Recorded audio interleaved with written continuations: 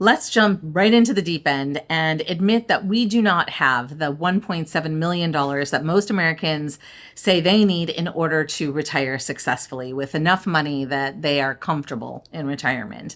Spreadsheets can tell you a lot. You can work out all the little numbers and get it down to the fine detail. But life happens and things just get in the way sometimes that you can't schedule and you can't plan for. Kevin just had a necessary surgery and I just had a birthday. So we're here to open up a conversation about having health versus wealth as a deciding factor for when you should start traveling full time and why.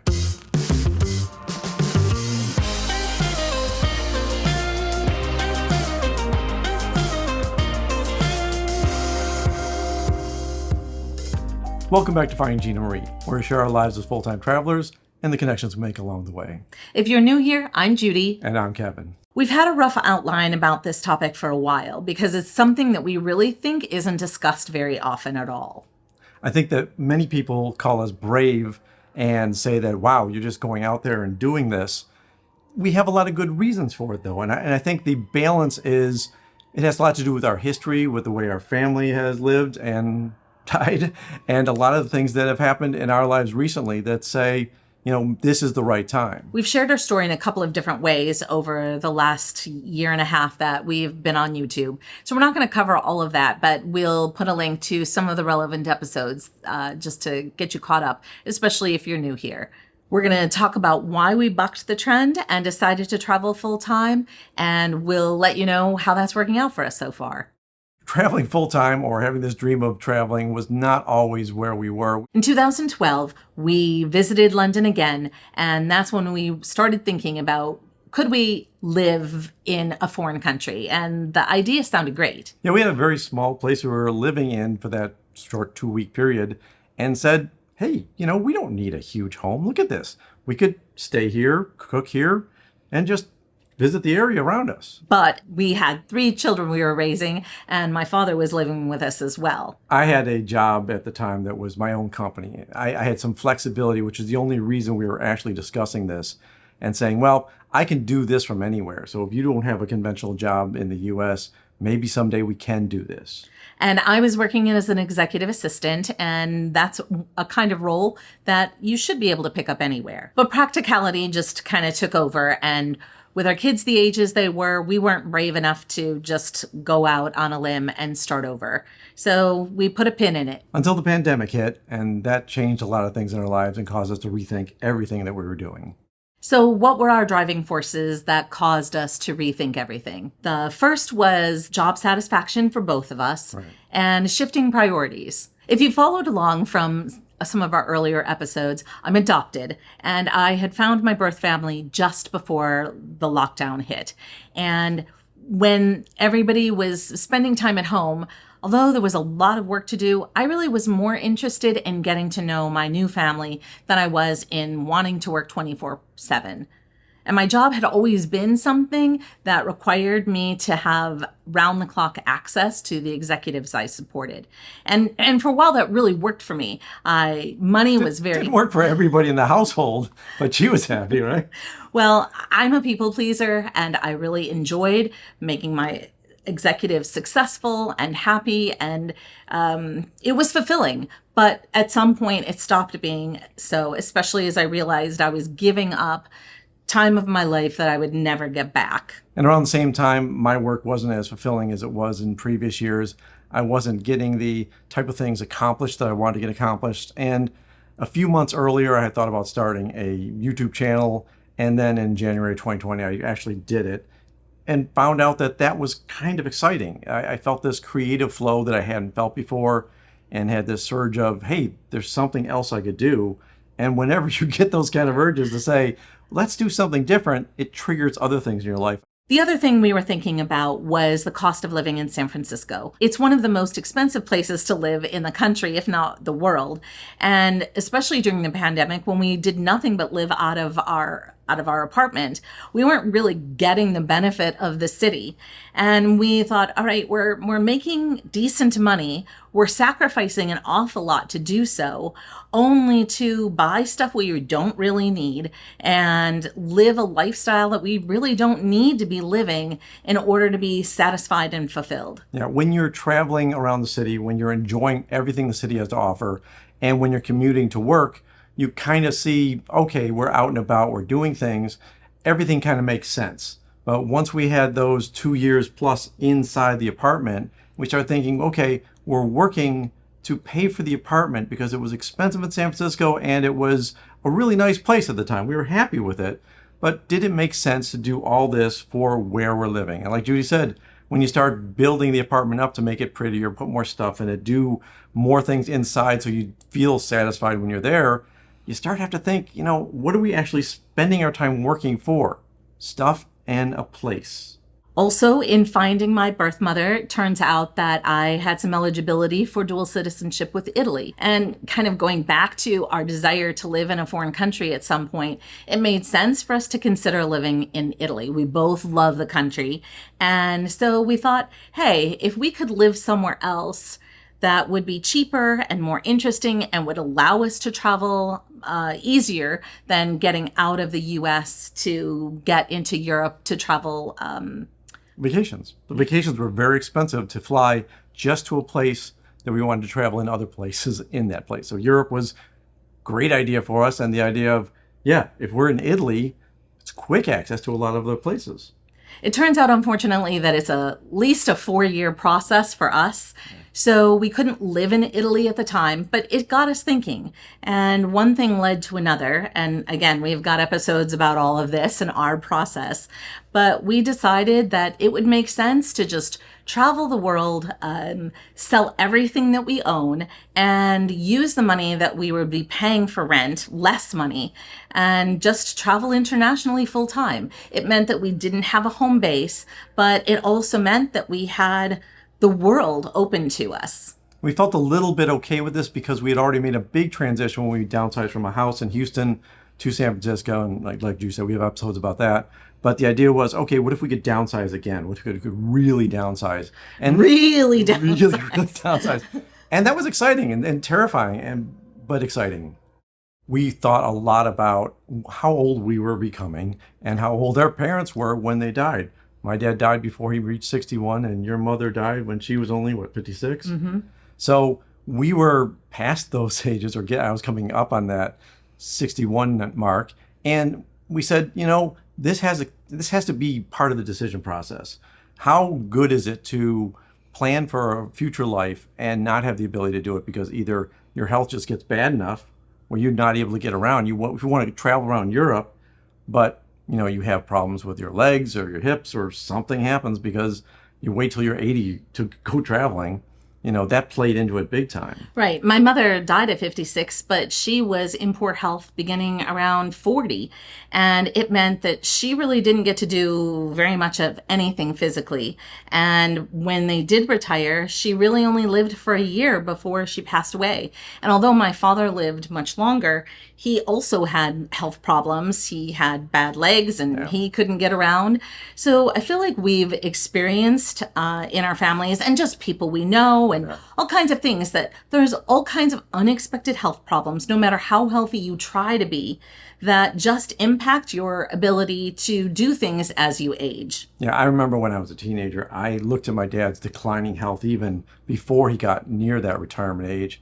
And it just didn't look like fun for him hobbling around the kitchen. He was a truck driver and his legs were bad and Buffalo winters are cold. So he's always suffering with arthritis and something else. And I said, gee, I don't want to do that.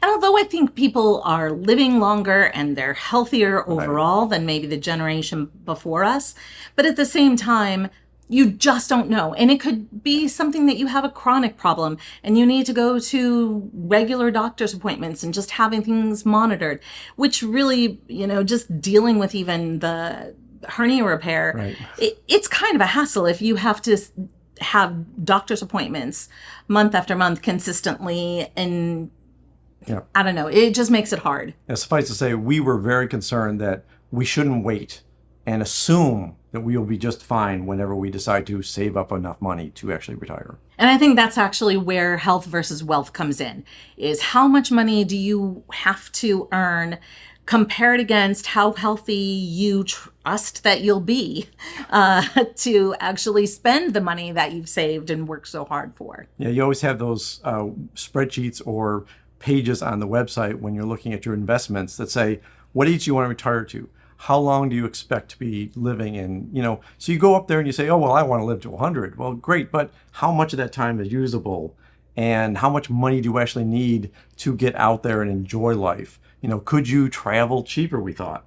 Maybe if we could cut down on some of our expenses, cut down on our overhead, if we didn't have a home base, okay, we're not paying rent somewhere, we're not spending the money traveling to a continent, we could be in a continent and travel cheaper. It was like, let's do the numbers again. Let's keep running them. Well, I think that's the whole point is there's all kinds of spreadsheets for money, but I guess there's actuary tables, but nobody really can understand them and they're depressing. And there's so many factors to consider. There's nothing that gives you the clear-cut answer about this is how healthier you're going to be until X date.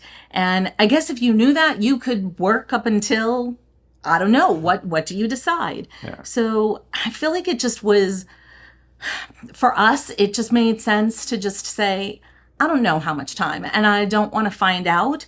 Like, here's one of the sad realities. One of the things that caused me to find my birth mother and do a DNA test, even though I had researched it, 20 years earlier, was I didn't want to find out that when I finally got around to doing it, that she had passed away 3 months earlier or something like that. So I guess I just didn't want to have regrets that I waited too long. And I felt exactly the same when it came to this decision to travel full time. I'll take credit that I'm the one who pushed the idea, but I think you're always a willing participant as well. Partner in crime? Yeah, sure. Which does help. Do something crazy? Yeah, why not? We're not skydiving anytime soon, but... Really? I thought we had that on the schedule, no? No. I think when it comes down to it, taking a few risks is necessary if we're actually going to do the things that we want to do in life. And you have to weigh that against your own risks and values and what you want. We had children that were on their own. We had removed some of the overhead already in our lives. And so the only remaining risk was, are we willing to get rid of stuff? Are we willing to say that we believe that we can live cheaper and we can do what we want to do and feel good about this kind of health versus wealth decision process? And I think we made a good decision at this point. There is nobody that is on their deathbed who wishes that they worked more. And one of the reasons it's called a bucket list is it's before you kick the bucket. And maybe you don't have to die, but at the same time, are there things in your life that you really want to do? And is it worth giving up those hopes and dreams and experiences just to have more money? Because of course you're not taking that with you if you die. So I think when it comes down to it, what we were really doing was questioning the limiting beliefs in life. And I'm somebody who feels like I have to follow the rules in life. And the rules say that you work hard, you get a good job, and you stay at that job until the government tells you it's time that you can retire, and you have X number of dollars, probably the 1.7, because I'm going to follow the rules. And then I stepped back and realized, who's they and why do they get a say in my life? and there are rule breakers everywhere. And we've talked about Kevin working for Apple, and Steve Jobs was the perennial think different mindset.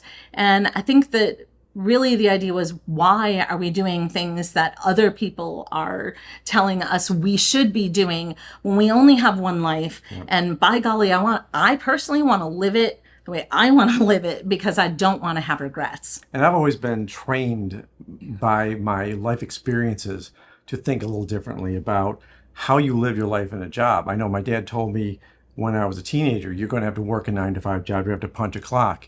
And because I'm that stubborn, I said, no, I'm not going to have to punch a clock. I don't like that kind of, you have to do this. And so I started my first company when I was 19 or 20 years old in college. I didn't wait to punch a time clock. I wanted to do something different. And then I started 4 more companies because this woman right here is lovely and very nice. And every time I'd say, I think I have an idea for another company, she'd say, go for it. So our rules were already bent a little bit. We weren't stuck with the let's save up money because we didn't do a great job of that. As an entrepreneur, if you've ever started a company, you know a lot of the money you make goes back into it. So our lives were already living a little bit more precariously than maybe some people. And we're not here to tell you how much money you should have in the bank to feel comfortable with, because what we've saved through our investments and our 401ks and our other money is maybe not what you would be comfortable with. So we don't need to get into the nitty gritty of all of that, just to say that it's probably a good idea to question the beliefs that you hold for yourself. So we did some back of the napkin calculations and basically said, if we have this much money and we go for this many years, what could we make happen in that time and what are our options? We figured, maybe the creative work we started doing, the YouTube channels, might pay off a little bit if we put enough time and effort into them. And what if they don't? What's the worst case scenario? Go back to work at corporate jobs? Sure. Or the idea that now you've got editing skills under your belt and Right. I've been doing blogging and all of the writing and the experiences that we have. Yeah. There are Marketable marketable skills that we could be doing. Just kind of thinking outside of the box, that we don't have to be trapped in the same jobs forever. And I'm okay with being told that, there's options, there's ways to get around this. You don't have to follow the rules. It doesn't take much to push me over the edge and say, yeah, I'm sure I can make something happen. I mean, that's why I've been a serial entrepreneur, because I always have this undying belief that if I work hard enough, something good will happen out of it. So that's one of the reasons why we said, yeah, let's push this. So now, even though our YouTube channel takes up a lot of time, and so technically it is work, we feel like we're getting so much more out of our community and the relationships that we're building and the experiences that we're having, that we're doing our work alongside what our passions are. Yeah. So it doesn't feel like work. It's not a grind. We're not unfulfilled. And I think that makes things tremendously better. Yeah, there's no bosses, for one thing. I have a hard time answering to a boss. So well, he does have to answer to me. But well, okay, you're a nice boss. I mean, you make me work hard, but I love the creative result. I love what we're doing. And of course, you hear that silly thing all the time. If you love what you do, it really isn't work. It's still a lot of work, but we really love this and we really are enjoying this. So if we can make this continue to go forward, then that is the fulfillment of, we don't need a lot of money. We just need to be able to continue to do the things that we're enjoying doing. And I think that's the key for us. It's not about having tremendous wealth because of what we're doing. It's having the lifestyle we want to live and doing the things that you said are fulfilling us. The way we're living now is doing our work in parallel with all of the cool bucket list things that we want to accomplish. Whereas before, things were happening consecutively, and it meant that we were work. And especially with my job, I really didn't have the ability to have much of a life at all while I was working. I didn't even vacationing. Or yes, because I was having to work on vacation quite a lot of the time. So it meant that my life was on hold until a date when we stopped working full time. And I really prefer doing it this way, where I don't have any regrets. I'm living a fulfilled life and getting to experience everything we want while we're young enough, healthy enough to enjoy it all. It doesn't look young, but it really is. Young at heart. She looks young. You actually are young. So to wrap this all up, what we're saying is that this is how it's working for us. Everyone's different. Our family is spread out all over the country. We certainly couldn't be in one spot and see everybody we want to see. So for us, traveling didn't really separate us that much from family. In fact, we probably see them more because we have to travel through the U.S. to get to other places, and that works out. A lot of people have told us that they have so much family around that traveling would be really hard for them. Yes, and I do feel like it's important for us to see family at least once a year.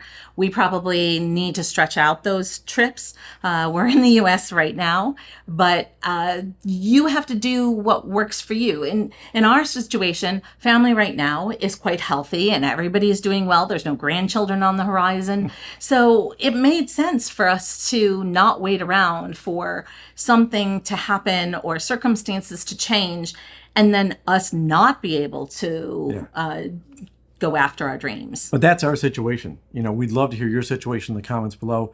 How do you feel about full-time travel? How do you feel about what we're doing? What are your aspirations? What's your bucket list? We love to talk about that stuff. Wherever you sit on the fence with this topic, we just wanted you to be thinking about health versus wealth, because we know that it's not something that's talked about very often or in very many places. And we also have our La Familia forum. If you go to the link below, we'd love to have you join into a more robust conversation with our community members that maybe you can't have in our comments on YouTube.